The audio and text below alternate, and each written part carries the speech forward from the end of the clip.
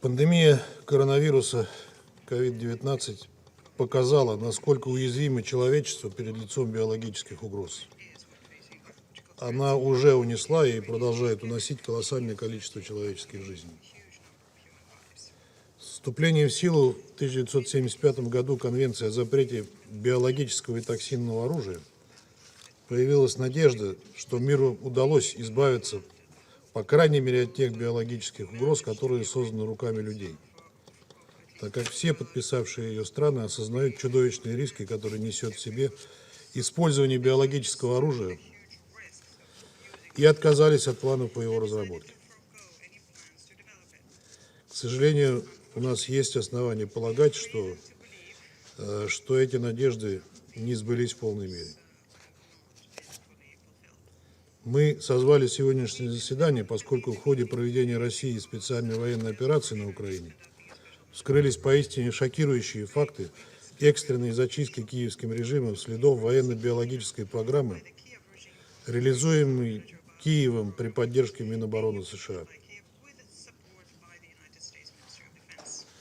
В распоряжении российского Минобороны оказались документы, которые подтверждают, что на территории Украины сформировалась сеть из, по крайней мере, 30 биологических лабораторий, в которых проводятся крайне опасные биологические эксперименты, нацеленные на усиление патогенных свойств чумы, сибирской язвы, тулеремии, холеры и других смертельных болезней с использованием синтетической биологии. Эта работа ведется при финансировании и непосредственном кураторстве Управления Министерства обороны США по снижению военной угрозы, в том числе в интересах Национального центра медицинской разведки Минобороны США. Ключевую роль в осуществлении данных программ играла Центральная референс-лаборатория с уровнем биозащиты BSL-3 на базе Украинского научно-исследовательского противочумного института имени Мечникова в Одессе. Активную часть играли исследовательские центры в других городах Украины – Киеве, Львове, Харькове, Днепре, Херсоне, Тернополе, Ужгороде, Виннице. Результаты исследований направлялись в военно-биологические центры США, в том числе в научно-исследовательский медицинский институт инфекционных заболеваний, научно-исследовательский институт имени Уолтера Рида, Центр медицинских исследований ВМС США, а также в военной лаборатории Форт Детрик, которые ранее являлись ключевыми объектами американской программы создания биологического оружия. Все материалы доступны на веб-сайте нашего Минобороны, и оно озвучивает их в ходе ежедневных брифингов. Я остановлюсь на наиболее ярких примерах. Нашим военным стали известны подробности проекта ЮПИ-4, который реализовывался в лабораториях Киева, Харькова и Одессы. Его целью является изучение возможности распространения особо опасных инфекций через мигрирующих птиц, в том числе высокопатогенного гриппа H5N1, летальность которого для людей достигает 50%, а также болезни Ньюкасла. В рамках еще одного проекта в качестве переносчика потенциальных агентов биологического оружия рассматривались летучие мыши. Среди приоритетных направлений для изучения фигурируют бактериальные и вирусные патогены, которые могут передаваться от летучих мышей к человеку.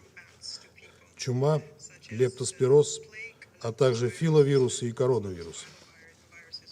Как вытекает из проектных документов, США активно финансировали биологические проекты на Украине. Велись эксперименты по изучению переноса опасных заболеваний эктопаразитами, вшами и блохами. Даже не специалистам понятно, что такие эксперименты одни из самых безрассудных, так как они не дают возможности контролировать дальнейшее развитие ситуации. Аналогичные исследования с использованием блох и вшей как агентов биооружия проводились в 40-е годы печально известным отрядом 731 японской армии, члены которого, к слову, нашли прибежище в США и избежали правосудия. Украина обладает уникальным географическим положением, где пересекаются целый ряд миграционных путей потенциальных переносчиков опасных заболеваний, многие из которых пролегают через территорию России и Восточной Европы. Упомянутые мной исследования проводились в самом центре Восточной Европы и в непосредственной близости от границ России. Как свидетельствуют полученные данные, птиц, окольцованных и выпущенных в ходе биоисследований из Херсонского заповедника, отловили в Ивановской и Воронежской областях Российской Федерации.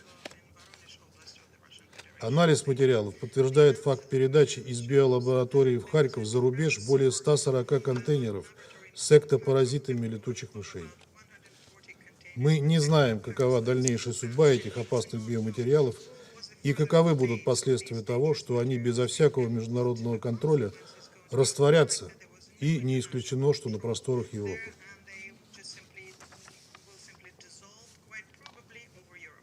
В любом случае, высок риск исхищения для использования в террористических целях или для продажи на черном рынке. Под предлогом испытаний средств лечения и профилактики коронавирусной инфекции из Украины в научно-исследовательский институт имени Уолтера Рида сухопутных войск США вывезено несколько тысяч образцов сыворотки больных, большинство из которых относятся к славянскому этносу.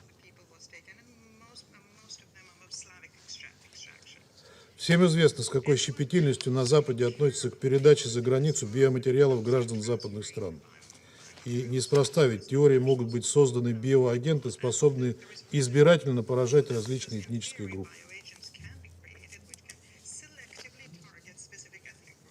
При этом деятельность биологических лабораторий, активность которых мы отмечаем с 2014 года, и реализуемая Соединенными Штатами программа так называемого реформирования украинской системы здравоохранения, привели к неуправляемому росту заболеваемости на Украине особо опасными и экономически значимыми инфекциями.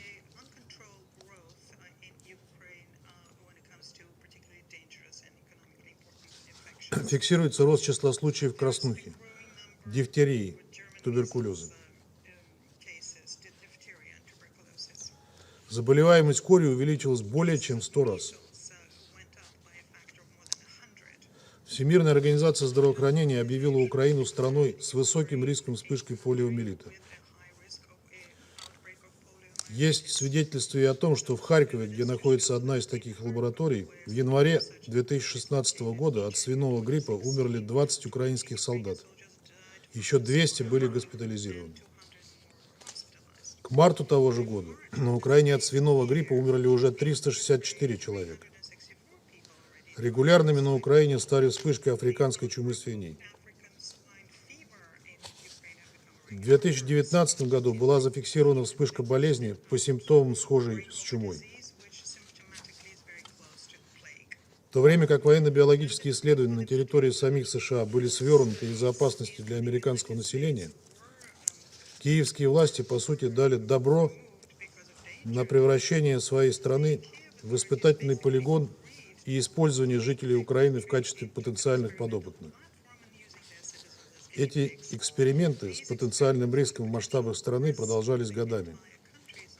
Видим в этом еще одно подтверждение чудовищного цинизма западных кураторов Киева, которые на всех углах трубят о том, что как их заботит судьба украинского народа. Если верить данным агентства Reuters, то Всемирная организация здравоохранения рекомендовала Украине уничтожить имеющиеся особо опасные патогены во избежание утечек, которые могут привести к распространению болезни среди населения. Выполнил ли эту рекомендацию Киев, неизвестно. Имеющиеся в распоряжении нашего Минобороны материалы подтверждают, что все серьезные исследования повышенной опасности в биолабораториях Украины проводились под непосредственным руководством специалистов из США, которые обладали дипломатическим иммунитетом. Сейчас, по данным нашего Минобороны, киевский режим по требованию западных кураторов спешно заметает следы, чтобы к российской стороне не попали прямые свидетельства нарушения США и Украины статьи 1 КБТО. Происходит экстренное сворачивание биологических программ. Министерство здравоохранения Украины поставило задачу с 24 февраля полностью уничтожить биоагенты, находящиеся в лабораториях. При этом анализ инструкций должностным лицам лабораторий свидетельствует о том, что порядок ликвидации коллекций направлен на их безвозвратное уничтожение. Анализ актов уничтожения показывает, что только во Львове было уничтожено 232 емкости с возбудителем лептоспироза, 30 с тулеремией, 10 с бруцеллезом, 5 с чумой. Всего более 320 емкостей. Номенклатура и избыточное количество патогенов дают основание полагать, что работы проводились в рамках военно-биологических программ. Хотел бы отдельно обратиться к коллегам из Европы. Под боком Евросоюза все эти годы существовал полигон для крайне опасных биологических испытаний. Призываем задуматься о вполне реальной биологической угрозе для населения европейских стран, которую могут породить бесконтрольное расползание биоагентов из Украины, которое, как показал опыт COVID-19, невозможно остановить. И при таком сценарии накроет всю Европу. Представители США путаются в показаниях насчет вовлеченности США в военно-биологическую деятельность на территории Украины. Замгоссекретаря США Виктория Нуланд фактически подтвердила факт ведения в украинских биолабораториях опасных исследований военной направленности в ходе слушаний в Конгрессе 8 марта. На прямой вопрос сенатора Марко Рубио о наличии на Украине биологического или химического оружия она ответила, что там есть, цитирую, исследовательские структуры, которые не должны попасть в руки российских вооруженных сил. Конец цитаты. При этом Госдепартамент продолжает настаивать, что на территории Украины якобы нет подконтрольных США биолабораторий. В связи с этим хотели бы задать американской делегации вопрос. Как с этим вашим утверждением стыкуется соглашение от 2005 года между Минобороны США и Минздравом Украины о сотрудничестве в сфере распространения технологий и патогенов, которые могут быть использованы в разработке биооружия? Этот документ есть в открытом доступе в интернете. В соответствии со статьей 3 этого соглашения, Минобороны США может, цитирую, оказывать Минздраву Украины поддержку в области совместных биологических исследований, определения угроз от биологических агентов и выработки ответа на них. Применительно к, снова цитирую, опасным патогенам, размещенным на объектах на территории Украины.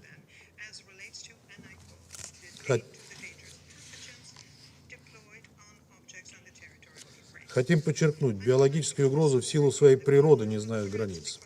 Сегодня ни один регион мира не может чувствовать себя в безопасности. Соединенные Штаты курируют несколько сотен биолабораторий, расположенных в 30 странах, в том числе на Ближнем Востоке, в Африке и Юго-Восточной Азии, а также по периметру бывшего СССР. Поставить их под международную верификацию Вашингтон категорически отказывается, блокируя с 2001 года выработку юридически обязывающего протокола КБТО о создании эффективного механизма верификации соблюдения государствами этой конвенции. Это не может не наводить на мысль, что Соединенным Штатам есть что скрывать. Призываю коллег из этих регионов задуматься, какую деятельность Вашингтон осуществляет на их территории и каковы будут последствия для населения. Мы предвидим реакцию наших западных коллег, которые сегодня наверняка будут заявлять, что вся эта информация – фейк и российская пропаганда. Но это самовнушение вряд ли поможет европейскому населению в случае вспышек на Украине и в сопредельных государствах с последующим расползанием за их пределы опасных заболеваний.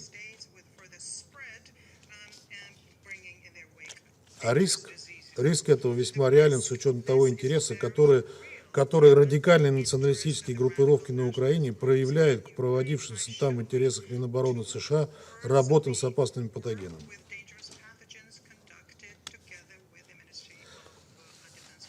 Нам известно и о том, что в случае любых таких инициатив Пентагон прямо рекомендовал своим украинским подопечным незамедлительно обвинить вооруженные силы Российской Федерации, якобы наносящие удары по научно-исследовательским и медицинским учреждениям, либо увязать инциденты с деятельностью российских диверсионных групп.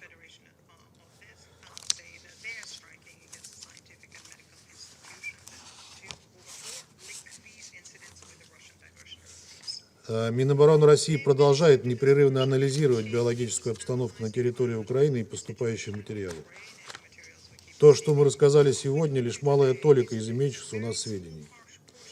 Подробную информацию мы распространим в самое ближайшее время в качестве официального документа Совета Безопасности ООН, и вы сможете ее изучить. Мы считаем своим долгом держать Совет Безопасности в курсе ситуации с военно-биологической деятельностью США на территории Украины, создающей реальные риски для международного мира и безопасности, и намерены вернуться к обсуждению этой темы уже в ближайшее время.